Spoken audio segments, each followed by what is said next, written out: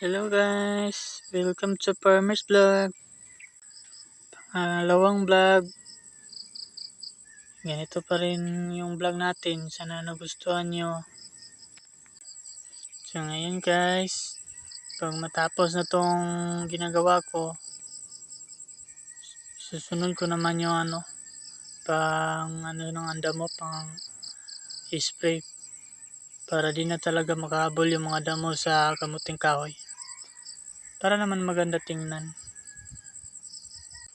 Pasensya na po sa yung boses guys, medyo kinabahan lang sa una at saka pangalawang vlog. Pagka matuto rin tayo nito.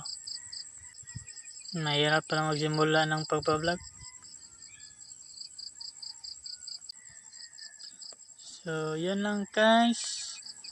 Sana gustuhan nyo ating video. God bless.